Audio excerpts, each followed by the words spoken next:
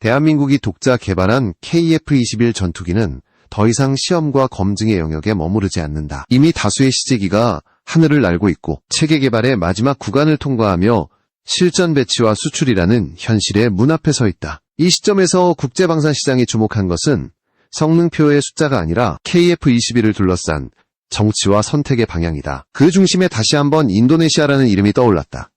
해외 방산 전문 매체들의 연말 분석을 살펴보면 특정 국가가 반복적으로 언급되는 순간이 있다. 바로 인도네시아다. 인도네시아 언론은 2026년을 KF-21 프로그램의 운명을 가르는 해라고 표현하기 시작했고, 이는 단순한 일정 점검이 아니라 국가 차원의 결단을 요구하는 단계에 들어섰음을 의미한다. 외신들이 이렇게 직설적인 표현을 사용할 때는 이유가 있다. 올해와 내년이 바로 KF-21의 진가가 드러나는 시점이기 때문이다.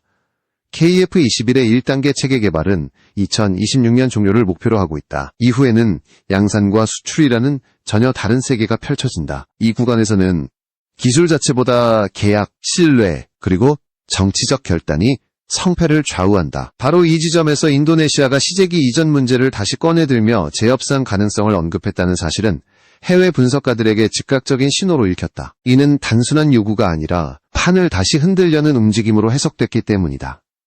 국내외 전문가들 사이에서는 동시에 두 가지 질문이 제기됐다. 인도네시아가 방향을 바꾸려는 것인가? 아니면 시간을 벌기 위한 전술적 움직임인가? 한국 입장에서 보면 지난 10년간 이어진 공동개발 사업에서 기술보다 정치가 더 큰 변수로 작용해왔다는 점을 떠올리지 않을 수 없다. 그러나 이번 국면은 이전과 환경 자체가 다르다. KF-21은 더 이상 개념기나 종이 위의 계획이 아니다. 이미 6대의 시제기가 실제 비행을 수행하고 있고 AES, A-레이더, 비행 제어 소프트웨어, 임무 컴퓨터까지 통합 검증 단계에 진입했다. 외신들이 주목한 것도 이 부분이었다. 성능 수치보다 더 중요한 것은 한국의 태도 변화였다. 한국은 2025년 기준으로 인도네시아의 1단계 분담금을 대폭 조정하며 한 차례 큰 결단을 내렸다. 이는 단순한 금액 조정이 아니라 사업 구조 자체를 재설계한 선택으로 해석됐다.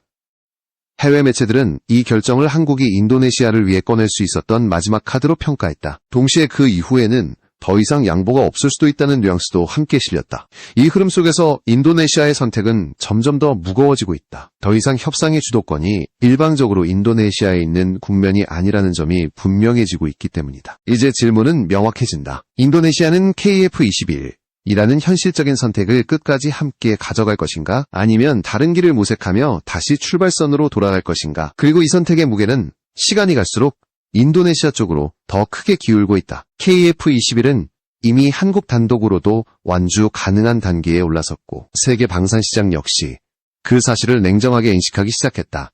KF-21을 둘러싼 논란의 핵심은 결국 시제기 이전 문제로 수렴된다. 공식 합의 문서에 명시된 이전 대상은 단자형 시제기 5호였다. 이 조건은 단순히 형식적인 문구가 아니라 기술 보안과 운용 통제라는 민감한 요소를 모두 고려해 설계된 절충의 결과였다. 그러나 인도네시아 내부에서 다시 복자형 시제기 요구가 거론되기 시작하면서 상황은 급격히 달라졌다. 복자형은 훈련과 전력 전환에 유리하다는 장점이 있다. 조종사가 2명이기 때문에 전환 교육과 초기 운용 단계에서 효율성이 높아진다. 문제는 개발 단계에서 접근 가능한 정보의 범위다. 복자형은 단자형과 달리 훈련과 운용 데이터를 동시에 다루게 되고 이 과정에서 비행 제어 로직, 임무 시스템 운용 방식, 실전 전술 데이터까지 훨씬 밀도 높은 정보가 오간다. 해외 방산 분석가들이 즉각 기술 보안 리스크를 계산표에 올린 이유가 바로 여기에 있다. KF-21에는 미국 기원 기술이 일정 비율 포함되어 있다. 외신과 전문가들은 그 비중을 약 20에서 25% 수준으로 평가한다. 이 사실은 단순한 숫자가 아니라 기술 이전의 한계를 명확히 규정하는 현실적인 제약이다. 이 구조에서는 한국과 인도네시아의 양자 합의만으로 모든 문제가 해결될 수 없다. 미국과의 협의 체계 안에서 움직일 수밖에 없다는 점이 반복적으로 지적되었다. 실제로 한국 언론에서도 KF-21 기술 관리는 한미 협의 틀 안에서 이뤄진다는 점이 여러 차례 언급됐다. 이 틀 속에서 한국이 복자형 시제기 이전에 쉽게 동의할 가능성은 높지 않다는 것이 외신들의 공통된 시각이다. 단순히 기술을 아끼겠다는 차원이 아니라 동맹 관리와 수출 통제라는 더 큰 구조가 얽혀있기 때문이다. 이 지점에서 인도네시아가 KF-21을 포기할 경우의 시나리오도 함께 분석되기 시작했다. 해외 경제 매체와 방산 전문지는 인도네시아가 선택할 수 있는 대안을 냉정하게 나열했다. 대부분은 기존 4세대 전투기이거나 개발 일정과 실증 데이터가 불투명한 프로젝트들이었다. 겉으로 보이는 기체 가격은 비교적 저렴해 보일 수 있지만 무장통합과 후속 지원 비용을 포함하면 실제 운영 비용은 KF-21과 큰 차이가 나지 않는다는 평가가 뒤따랐다. 반면 KF-21은 블록 단위로 성능이 지속적으로 상승하는 구조를 갖고 있다. 이미 공개된 중장기 로드맵에 따르면 2030년대 중반을 목표로 한 성능 고도화 계획이 단계적으로 진행된다. 이는 단기적 전력 확보가 아니라 장기적 산업 기반과 기술 축적을 동시에 가져갈 수 있는 선택지다. 해외 분석가들이 인도네시아의 고민을 단순한 계약 문제로 보지 않는 이유도 여기에 있다. 인도네시아 내부 논의가 흔들릴수록 역설적으로 KF-21의 위상은 더 또렷해지고 있다. 개발국인 한국은 이미 실전 배치와 수출을 동시에 준비하는 단계에 진입했다. 외신 분석의 결론은 점점 한 방향으로 수렴한다. 2026년이라는 숫자는 더 이상 일정표의 한 줄이 아니라 선택의 비용을 계산하는 기준점으로 작동하고 있다는 것이다. 외신들은 이 국면을 단순한 협상 갈등이 아니라 약속한 성능을 시험대로 약속한 시점에 내놓는 능력, 일정이 지연될 경우 그 비용과 책임을 숨기지 않고 공개하는 방식은 이미 유럽과 중동 방산 시장에서 한국 무기체계가 신뢰를 얻는 핵심 요인으로 자리 잡았다. KF-21 역시 이 흐름 위에 놓여 있다. 2026년이라는 시점이 강조되는 이유는 단순히 개발 일정의 마감이 아니기 때문이다. 이 해를 기점으로 KF-21은 체계 개발을 넘어 본격적인 양산과 수출 단계로 이동한다. 이 단계에서는 기술적 완성도보다 계약 이행 능력과 정치적 신뢰가 더 큰 비중을 차지한다. 외신들이 인도네시아의 선택을 집요하게 분석하는 이유도 바로 여기에 있다. 누구와 끝까지 함께 갈 것인지, 그리고 누가 최종 파트너로 남을 것인지가 결정되는 해이기 때문이다. 흥미로운 점은 인도네시아 내부의 논의가 흔들릴수록 한국의 입장은 오히려 더 단단해지고 있다는 평가다. KF-21은 이미 한국 공군 기준에 맞춰 무장 통합과 체계 검증이 진행되고 있다. 양산 초기 단계에서 기체 가격은 각종 부대 비용을 포함해 일정 수준으로 관리되고 있고, 이는 국제시장에서도 경쟁 가능한 수치로 평가받고 있다. 이 과정에서 한국은 성능을 과장하지 않고 가능한 범위를 명확히 제시하는 방식을 고수해왔다. 외신들은 이를 다른 방산 강국들과 대비해 설명한다. 일정이 지연되거나 비용이 상승할 경우 책임 소재가 불분명해지는 사례가 반복된 시장에서 한국은 비교적 투명한 구조를 유지해왔다는 것이다. 이러한 태도는 단기적인 협상에서는 불리해 보일 수 있지만 장기적인 신뢰를 쌓는데 결정적인 역할을 한다. KF-21을 둘러싼 국제적 관심 역시 이 신뢰 위에서 형성되고 있다. 이런 배경 속에서 인도네시아가 KF-21을 지렛대로 삼아 다른 전투기 사업의 조건을 유리하게 끌어가려 한다는 분석도 나왔다. 일부 아시아 방산 전문 매체들은 인도네시아가 KF-21 협상을 카드로 활용해 다른 선택지를 정당화하려는 움직임을 포착했다고 보도했다. KF-21에서 더 많은 것을 얻어내거나 협상이 결렬될 경우 이를 명분으로 삼아 새로운 방향을 택하려는 계산이 동시에 깔려있다는 해석이다. 그러나 이 전략은 점점 한계를 드러내고 있다. KF-21은 더 이상 대체 가능한 가상의 프로젝트가 아니다. 이미 실체를 갖춘 플랫폼이며 개발국인 한국은 단독 안주가 가능한 단계에 도달했다. 이 사실은 협상 구조 자체를 바꾼다. 외신들은 이제 2026년을 인도네시아가 한국을 시험하는 해가 아니라 한국이 인도네시아를 평가하는 해가 될 가능성이 크다고 분석한다. 결국 이 국면의 본질은 선택이다. 남을 것인가, 떠날 것인가, 그리고 그 선택의 비용은 시간이 지날수록 명확해지고 있다. KF-21이라는 흐름에서 이탈하는 순간 인도네시아는 다시 출발선으로 돌아가야 한다. 반대로 함께 간다면 기술 축적과 산업 기반이라는 장기적 자산을 얻을 수 있다. 이 냉정한 계산이 지금 인도네시아 내부에서 진행되고 있다. 이 지점에서 논의는 자연스럽게 한국이 쥐고 있는 실질적인 레버리지로 이동한다. 바로 금융과 생산이다. 인도네시아가 오랜 기간 요구해온 핵심 조건 중 하나는 수출 신용 지원이었다. 이는 단순한 가격 인하가 아니라 장기간에 걸친 상환 구조와 금리 조건을 포함한 종합 패키지다. 한국은 이 카드의 무게를 정확히 알고 있으며 필요할 때만 꺼내드는 방식으로 관리해왔다.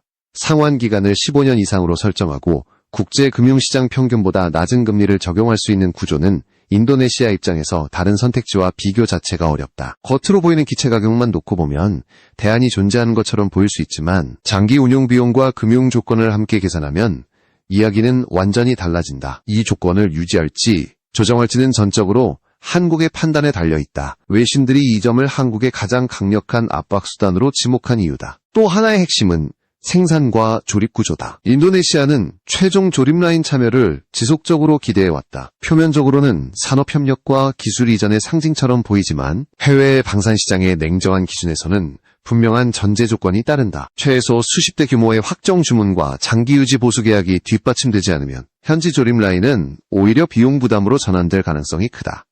한국은 이미 FA50 수출 경험을 통해 이 현실을 확인했다. 필리핀과 폴란드 사례에서 드러났듯 한국은 생산 속도와 품질 통제를 양보하지 않는 대신 계약 물량과 일정에 맞춰 단계적으로 현지 참여를 확대하는 방식을 고수해왔다. 이는 단기적인 만족보다 장기적인 신뢰를 우선시한 선택이었다. KF21에서도 이 원칙은 변하지 않는다. 인도네시아가 실제 구매 결정을 미루는 상황에서 조립 라인이나 복자형 시제기 이전을 먼저 요구하는 것은 순서가 뒤바뀐 요구로 해석된다. 외신 분석가들은 이를 협상 전략이라기보다 내부 결정을 미루기 위한 시간 벌기 성격이 강하다고 평가한다. KF21은 이미 한국 공군 기준에 맞춰 재개통합과 무장 인증이 진행 중이며 초기 양산 기체의 가격 구조도 점차 안정화되고 있다. 이 모든 분석의 끝에서 하나의 결론이 반복적으로 등장한다. 2026년은 인도네시아가 한국을 시험하는 해가 아니라 한국이 인도네시아를 평가하는 해가 될 가능성이 크다는 점이다. KF21은 이미 한국 단독으로도 완주 가능한 단계에 올라섰고 수출 시장에서도 희소한 4.5세대 플랫폼으로 자리 잡아가고 있다. 남을 경우 인도네시아가 얻을 수 있는 것은 장기적 산업 기반과 기술 축적이다. 반대로 이탈할 경우 다시 처음부터 시작해야 하는 비용과 시간은 인도네시아의 부담으로 돌아간다. KF21을 둘러싼 논의가 정치와 계약의 영역을 지나 다시 기술로 돌아오는 지점이 있다. 바로 엔진과 소재다. 그동안 한국은 전투기 개발에서 마지막 퍼즐을 채우지 못한 국가로 평가받아왔다. 항공기 엔진은 수십만 개의 정밀 부품이 고온과 고압 환경에서 동시에 작동해야 하는 기계공학의 정점이며 전 세계에서도 극소수 국가만이 독자적인 전투기 엔진을 완성해왔다. KF21 개발 과정에서 한국은 미국산 F414 엔진을 면허 생산하며 상당한 기술을 흡수했다. 그러나 이 구조는 항상 수출 통제와 지식재산권이라는 한계에 묶여 있었다. 엔진 자체가 문제가 아니라 고온 환경을 견디는 핵심 소재와 코팅 기술이 마지막 장벽으로 남아있었기 때문이다. 이 장벽을 넘지 못하면 독자 엔진 개발은 이론에 머물 수밖에 없다는 회의론도 오랫동안 존재했다. 이 흐름이 급격히 바뀐 것은 해외 방산 전문 매체들은 한국 연구진이 섭씨 1300도 이상을 견딜 수 있는 나노 단위 내열 코팅 기술을 확보했다고 전했다. 이는 단순한 연구실 성과가 아니라 실제 산업 적용을 전제로 한 기술이라는 점에서 주목을 받았다. 항공 엔진 전문가들은 이러한 성과가 결코 우연이 아니라고 평가한다. 후발주자인 한국이 수년간 합금 소재와 코팅 기술을 집중적으로 연구해온 결과라는 것이다. 이 기술의 핵심은 머리카락보다 얇은 코팅층이 엔진 부품의 수명을 획기적으로 늘린다는 점이다. 기존 구조를 유지한 상태에서도 내열성과 내마모성을 동시에 개선할 수 있어 엔진 전체의 신뢰도를 끌어올린다. 해외 분석에 따르면 이 코팅 기술을 적용할 경우 엔진 수명을 30% 이상 연장할 가능성이 있는 것으로 평가된다. 이는 유지 보수 비용 절감으로 직결되며 장기 운용에서 막대한 차이를 만들어낸다. 미국산 엔진은 높은 성능과 긴 운용 시간을 자랑하지만 도입 단가와 유지 비용 역시 상당하다. 전체 운용 비용에서 엔진이 차지하는 비중은 매우 크며 이는 수출 경쟁력에도 직접적인 영향을 미친다. 반면 한국이 확보한 내열 코팅 기술은 성능 격차를 줄이면서도 비용 효율성을 끌어올릴 수 있는 길을 제시한다. 같은 구조의 엔진이라도 코팅 기술에 따라 수명과 운용 비용이 크게 달라질 수 있기 때문이다. 중요한 점은 이 기술이 전투기 엔진에만 국한되지 않는다는 사실이다. 미사일, 무인기, 우주 발사체 엔진까지 적용 범위가 확장될 수 있다. 해외 언론들은 이를 단순한 소재 기술이 아니라 국방력과 산업 전반의 판도를 바꿀 전략 기술로 평가했다. 엔진을 외국에 전적으로 의존하지 않아도 되는 기반이 마련된다는 것은 전시 상황이나 수출 통제 국면에서도 자율성을 확보할 수 있다는 의미이기 때문이다. 이제 KF21은 단순히 한 기종의 성공 여부를 넘어선다. 엔진과 소재 기술의 진전은 한국 방산산업 전체를 한 단계 끌어올리는 촉매로 작용하고 있다. 그동안 마지막 퍼즐로 남아있던 영역이 채워지기 시작하면서 KF21은 기술적 측면에서도 되돌릴 수 없는 단계에 들어섰다는 평가가 힘을 얻고 있다. 이 모든 흐름이 하나로 모이는 지점에서 KF21은 더 이상 개발 사업이 아니라 전략자산으로 정의되기 시작했다. 해외 분석가들이 공통적으로 강조한 결론은 명확하다. 한국은 이미 KF-21을 단독으로 완주할 수 있는 단계에 올라섰고 그 과정에서 기술과 산업, 외교의 균형을 동시에 관리할 수 있는 위치에 도달했다는 것이다. 이 변화는 단기간에 만들어진 결과가 아니다. KF-21 양산이 가시화되면서 핵심 부품의 국산화 역시 속도를 내고 있다. 특히 엔진 소재와 내열 코팅 기술의 진전은 한국 방산의 약점으로 지적돼 왔던 마지막 영역을 빠르게 좁히고 있다. 해외 언론들은 한국이 단순히 서방 기술을 모방하는 단계가 아니라 새로운 합금 조합과 나노 구조를 통해 내구성과 효율성을 동시에 끌어올리고 있다는 점에 주목했다. 이는 추격자가 아니라 독자 노선에 진입했다는 신호로 읽힌다. 이 변화는 국제 방산 시장에서의 협상력을 근본적으로 바꾼다. 엔진과 핵심 소재를 외국에 전적으로 의존할 경우 수출 허가와 부품 공급이라는 변수가 항상 따라다닌다. 반면 자체 기술 비중이 높아질수록 정치적 리스크는 줄어들고 가격과 조건을 스스로 설계할 수 있는 여지가 커진다. KF-21을 중심으로 한 한국의 공중전력화 전략이 단순한 무기 개발을 넘어선 이유가 바로 여기에 있다. 이 맥락에서 인도네시아의 선택은 더욱 선명해진다. 함께 남을 경우 얻을 수 있는 것은 단기적 전력 확보를 넘어 장기적인 기술 축적과 산업 기반이다. 반대로 이탈할 경우 다시 처음부터 시작해야 하는 비용과 시간은 인도네시아의 부담으로 돌아간다. 해외 외신들이 이 사안을 감정이 아닌 계산의 문제로 바라보는 이유도 여기에 있다. 선택의 여지가 더 많은 쪽은 더 이상 인도네시아가 아니다. 결국 2026년은 하나의 분기점으로 남을 가능성이 크다. 이 해는 인도네시아가 한국을 시험하는 해가 아니라 한국이 인도네시아를 평가하는 해가 될 수 있다. KF-21은 이미 되돌릴 수 없는 궤도에 올라섰고 세계 방산 시장 역시 그 사실을 인식하기 시작했다. 이제 남은 것은 누가 이 흐름에 끝까지 동행할 것인가 하는 문제다. 그리고 그 선택의 결과는 향후 수십 년간의 공중전력과 산업 지형을 결정하게 될 것이다.